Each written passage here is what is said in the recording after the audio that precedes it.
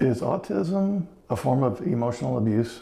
Some NTYs, especially those suffering from Cassandra syndrome, might say, yeah, maybe.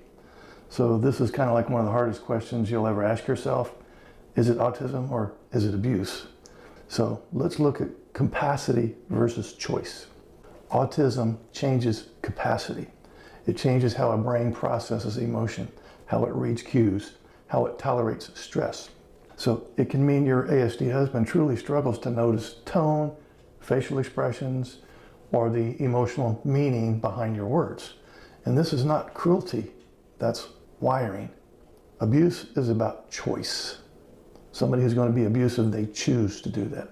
It's the deliberate use of power, control, or humiliation to dominate another person. So when you're trying to sort out which one you're living with, don't just ask why something happened, ask what happens next. Don't just ask why something happened, ask what happens next. If someone can't do something, you'll see confusion and often remorse. If they won't, you'll see defensiveness, blame, or entitlement. So let's make that real. If your ASD partner forgets to respond to your text because maybe he was hyper-focused, that's capacity. If he read it, ignored it, and later said, "You're so needy," that's choice. So capacity deserves patience. Choice demands boundaries. When you're living in a fog of confusion as someone suffering from Cassandra syndrome, the mind keeps trying to explain things away. So I tell my ladies in the Cassandra syndrome recovery group, stop explaining and start recording. Write down what happened, how it made you feel, and what happened after. You're not building a case against your ASD husband, you're building clarity for you. So here's what to look for. Does the behavior stop once the stress ends? Okay, well that's overload. Or does it continue after calm with no awareness, no repair, no ownership? Okay, well that's control.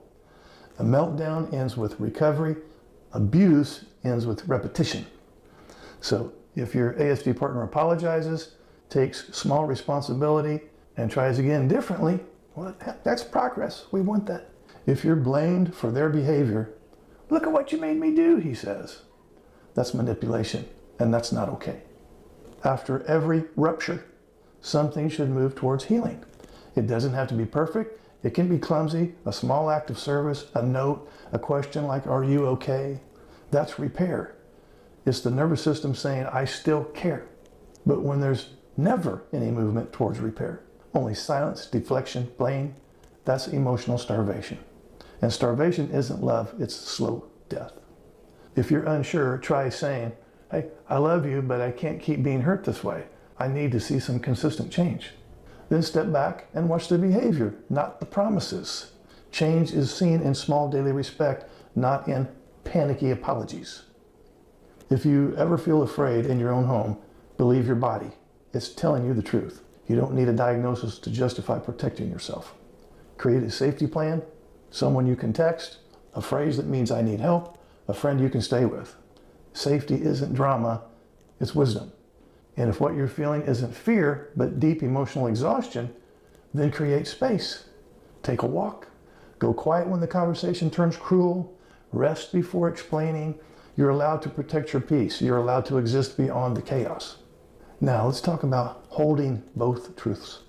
You can hold two truths at once. Your ASD spouse might be neurodivergent, and you might still be profoundly wounded. You can understand why he struggles and still decide that his struggle can't keep you defining your safety. That's not abandonment, that's adulthood. It's the hardest kind of love, the kind that finally includes you.